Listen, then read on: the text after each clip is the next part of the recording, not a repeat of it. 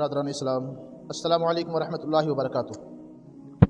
میں ہوں آپ کا میزبان ظہور احمد۔ اپنا بلاگ شروع کرنے سے پہلے آئیے سرکار دو عالم صلی اللہ تعالیٰ علیہ وسلم کی بارگاہ میں محبت کے ساتھ درود شریف پڑھیں۔ اللہم صلی علی سیدنا و مولانا محمد وعلی آل سیدنا و مولانا محمد وبارک وسلم صلی علیہ الصلاۃ والسلام علیک یا رسول اللہ صلی اللہ تعالیٰ علیہ وسلم۔ حضرات، یہ ماشاءاللہ رمضان المبارک کا مہینہ ہمارے اور آپ کے درمیان سے رواں دواں ہے۔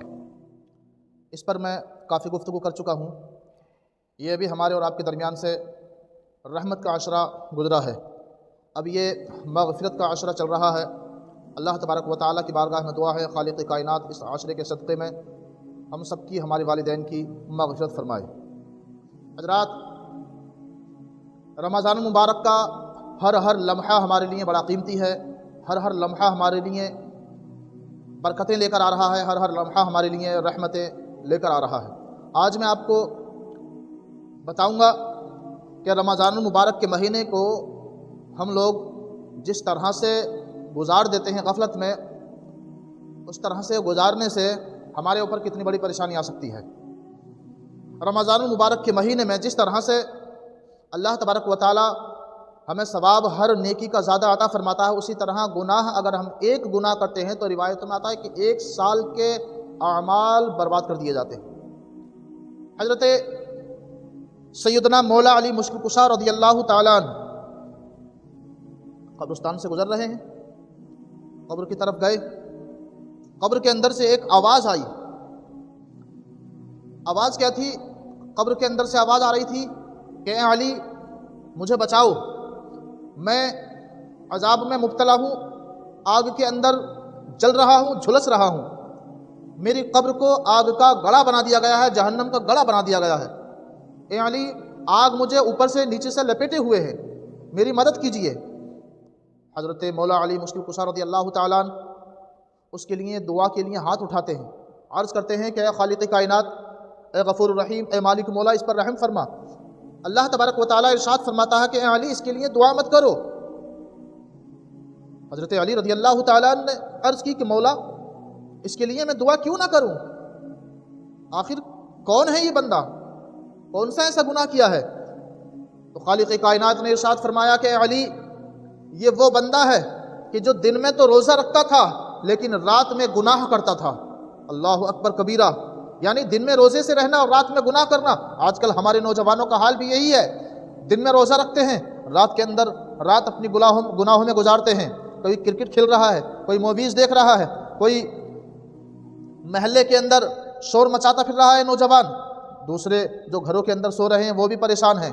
آپ دیکھیے، آپ اندازہ لگا سکتے ہیں، ایک وہ شخص جو دن میں روزہ رکھتا تھا اور رات میں گناہ کرتا تھا، اللہ تبارک و تعالیٰ اس کو کس طرح کا عذاب دے رہا ہے، اور جو بندہ روزہ رکھتا ہی نہیں ہے اس کا کیا حال ہوگا، اس کو کتنا بڑا عذاب ملے گا۔ اللہ اکبر کبیرہ۔ آپ اندازہ لگائیے، رمضان المبارک کے مہینے میں عصر کے بعد کا جو وقت ہوتا ہے، عصر سے لے کر مغرب تک کا، وہ ویسے تو سال کے 12 مہینے کے بارے میں آتا ہے کہ عصر کے بعد کا جو وقت ہے وہ قبولیت کا وقت ہے، لیکن ماہ رمضان کا کیا کہنا۔ رمضان المبارک کے مہینے جب ہم اس مہینے میں عصر کے بعد، کیونکہ عصر کے بعد کا جو وقت ہمارے لیے روزے داروں کے لیے آتا ہے تو ہم بالکل ویک ہو جاتے ہیں، بالکل کمزور ہو جاتے ہیں۔ اس وقت میں ایسا محسوس ہوتا ہے، ایسا فیلنگ ہوتی ہے کہ کسی سے کچھ بات کرنا نہیں، کسی سے کچھ مطلب بہت زیادہ کمزوری فیلنگ محسوس ہونے لگتی ہے، کمزوری معلوم ہونے لگتی ہے ہم لوگوں کو۔ تو اس وقت میں جب ہم اللہ تبارک و تعالیٰ کی بارگاہ میں دعا کے لیے ہاتھ اٹھاتے ہیں، گڑ گڑاتے ہیں، اس سے دعائیں مانگتے ہیں، اور پھر سونے پہ سہاگا یہ کہ روزی کی حالت ہوتی ہے، تو اللہ تبارک و تعالیٰ اس وقت کی دعاؤں کو ضرور قبول فرماتا ہے۔ اور غیر رمضان میں جب عصر کے بعد کے بارے میں آتا ہے کہ جب دعائیں مانگی جاتی ہیں تو دعائیں قبول ہوتی ہیں، تو رمضان المبارک کا مہینہ جس میں ہر روز اللہ تبارک و تعالیٰ افطار کے وقت میں 10 لاکھ گناہ گاروں کی مغفرت فرماتا ہے، اس میں جب ہم اللہ تبارک و تعالیٰ سے دعائیں مانگیں گے تو کیا ہماری دعائیں قبول نہیں ہوں گی؟ اور پھر پورے دن کے بھوکے، پورے دن کے پیاسے، لیکن دیکھنے میں کیا آتا ہے کہ ہم نے اس وقت کو فوڈ فیسٹیول بنا رکھا ہے۔ دعا کا وقت ہوتا ہے، قبولیت کا وقت ہوتا ہے، ہم اپنے اس میں لگے ہوئے ہیں، پکوڑے لے کر آؤ، پکوڑی لے کر آؤ، دہی بلے لے کر آؤ، فلاں شربت لے کر آؤ، روح افزا لے کر آؤ، یہ لے کر آؤ، اس میں لگے ہوئے رہتے ہیں۔ تمام کھانے پینے کی چیزیں ہم اپنے سامنے دسترخوان پر سجانے میں لگے ہوئے رہتے ہیں۔ ہونا تو یہ چاہیے کہ ہم کچھ کھجور یا پانی سے اس وقت میں افطار کر لیں، اللہ کا شکر ادا کریں، اور اس کے بعد میں پھر اللہ تبارک و تعالیٰ کی عبادت کریں، نماز مغرب ادا کریں، نماز مغرب کے بعد میں پھر چاہے تو ہم جتنا چاہے اتنا کھا لیں، اس وقت میں کم کھایا جائے تو زیادہ بہتر ہے۔ اگر ہم اس وقت میں زیادہ کھا لیں گے، پکوڑی وغیرہ کھا لیں گے، ہر سلاد وغیرہ سامنے رکھی ہوگی، پیاز وغیرہ کھا لیں گے، پیاز کھا کے جب ہم مسجد کے اندر جائیں گے تو کیا بدبو نہیں آئے گی اس وقت میں؟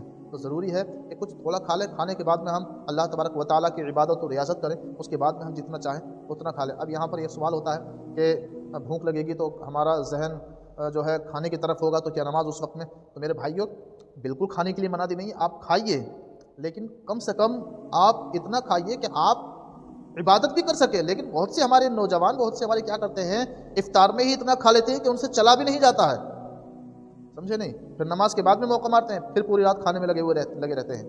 حضرات، یہ رمضان مبارک کا مہینہ صرف کھانے پینے کا مہینہ نہیں ہے، فوڈ فیسٹیول نہیں ہے ہمارے لیے، یہ ماشاءاللہ مغفرت کا عشرہ چل رہا ہے۔ آپ حضرات دیکھیے، حضرت علی رضی اللہ تعالیٰ عنہ نے دیکھا اس شخص کو عذاب ہو رہا ہے، پوچھا تو بتایا کیا گیا کہ یہ دن میں تو روزہ رکھتا تھا، لیکن رمضان کے راتوں میں یہ گناہ میں ملوث رہتا تھا۔ کتنے ہمارے نوجوان ایسے ہیں جو ایسا کرتے ہیں، دن میں روزہ رکھتے ہیں اور رات میں گناہوں میں ملوث رہتے ہیں۔ ان کو چاہیے کہ اپنے گناہ سے توبہ کریں، اللہ تبارک و تعالیٰ کی بارگاہ میں گڑ گڑائیں اور یہ دعا کریں کہ اے اللہ، ہمیں اپنی توبہ پر استقامت عطا فرما، ہمیں اپنی توبہ پر ثابت قدمی عطا فرما، کہ ہم اپنی توبہ پر ثابت قدم رہیں، غیر رمضان میں بھی گناہ نہیں کریں۔ تو حضرات، یہ ماشاءاللہ رمضان مبارک کا مہینہ معلوم نہیں کہ آنے والے سال میں ہمیں میسر ہو یا نہیں ہو، آنے والے وقت میں ہمیں یہ رمضان مبارک کا مہینہ ملے یا نہیں ملے، یہ ابھی ملا ہے تو اللہ تبارک و تعالیٰ کا ہمارے اوپر خاص فضل و کرم ہے، اللہ تبارک و تعالیٰ کا احسان ہے، شکر ہے کہ اس نے اپنے حبیب کے صدقے میں ہمیں ماہ سیام عطا فرمایا ہے، ہمیں بخشش کا مہینہ عطا فرمایا ہے۔ یہ مہینہ اللہ تبارک و تعالیٰ کا مہینہ ہے، اس مہینہ کا احترام کیا جائے، اس مہینے میں جتنا زیادہ ہو سکے صدقہ کیا جائے، خیرات کیا جائے، غربا یتیم مسکین کی بھی اس مہینے میں زیادہ سے زیادہ مدد کی جائے، اور ہو سکے تو رمضان سے پہلے ہی ہم اگر نکال دیں گے زکوٰۃ وغیرہ، صدقات خیرات وغیرہ، تاکہ جس کا حق جس تک پہنچانے کا ہے وہ بھی رمضان کا مہینہ اچھی طرح سے گزار لے، وہ بھی عید کے لیے اپنے کپڑے وغیرہ خرید لے، وہ بھی رمضان کی عبادت صحیح معنی میں کر سکے، وہ بھی رمضان کے روزے رکھ سکے، سحری افطار کا انتظام کر سکے۔ بہت سے لوگ کیا کرتے ہیں کہ رمضان کے مہینے میں آنے کے بعد میں جب آخری عشرہ چلتا ہوتا ہے تو اس وقت میں جو بھی نکالنے کا ہوتا ہے اس وقت میں نکالتے ہیں۔ ارے بھائی، ضرورت غریب کو جس وقت ہو اس وقت میں نکال دیا جائے تو زیادہ بہتر ہے۔ ہاں، یہ بات ہے کہ رمضان کے مہینے میں نکالو گے تو ثواب زیادہ ہے، لیکن وہ احکم الحاکمین ہے، وہ غفور الرحیم ہے، وہ خالق کائنات اگر چاہے تو غیر رمضان میں بھی آپ کو زیادہ ثواب عطا فرما سکتا ہے۔ وہ دیکھتا ہے کہ میرے بندے کو اب ضرورت ہے، اس بندے نے اب اس کی مدد کی ہے، تو اللہ تبارک و تعالیٰ اگر چاہے تو اس وقت میں بھی اس کو زیادہ عطا فرما سکتا ہے۔ لہٰذا ہمارے لیے ضروری ہے کہ اس مہینے میں صدقہ خیرات بھی کریں، زکوٰۃ بھی نکالیں، اور غربا یتیم مسکین کی مدد کے ساتھ ساتھ اپنی بھی مدد کریں۔ اپنی کیسے مدد کریں؟ اپنے اوپر رحم کریں، روزے رکھیں، تراویح پڑھیں، 5 وقت کی نمازیں ادا کریں، سونے میں وقت نہیں گزاریں۔ بہت سے کیا کرتے ہیں، پورا دن سوتے رہتے ہیں۔ ارے اگر سونے میں وقت گزار دو گے یہ سوچ کر کے کہ روزہ لگ رہا ہے تو پھر روزے کا مزہ ہی کہاں آئے گا؟ روزے کا مزہ اس وقت ہے جب خوب شدت سے بھوک لگے، خوب شدت سے پیاس لگے، پیاس کی شدت ہو، بھوک کی شدت ہو،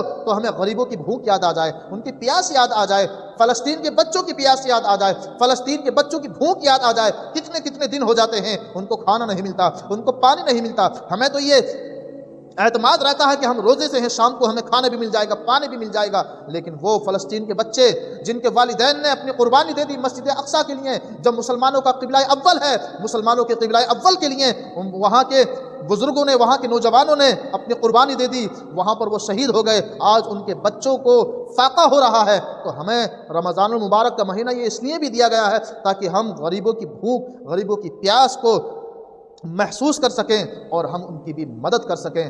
ہمیں رمضان المبارک کا مہینہ اللہ تبارک و تعالیٰ نے صرف کھانے پینے کے لیے نہیں دیا ہے، بلکہ ہمیں رمضان المبارک کا مہینہ اللہ تبارک و تعالیٰ نے اس لیے عطا فرمایا ہے کہ ہم اپنے اوپر بھی رحم کریں، دوسرے کے اوپر بھی رحم کریں۔ اپنے اوپر رحم کیسے کریں؟ عبادت و ریاضت کر کے، اس مہینے کی تعظیم کر کے، اس مہینے کی عزت و تکریم کر کے اپنے اوپر رحم کریں، اور غربا یتیم مسکین کی مدد کر کے ہم اپنے اوپر رحم کریں۔ خالق کائنات عمل خیر کی توفیق عطا فرمائے، آمین۔ وآخر دعوانا الحمد للہ رب العالمین۔ السلام علیکم و رحمۃ اللہ وبرکاتہ۔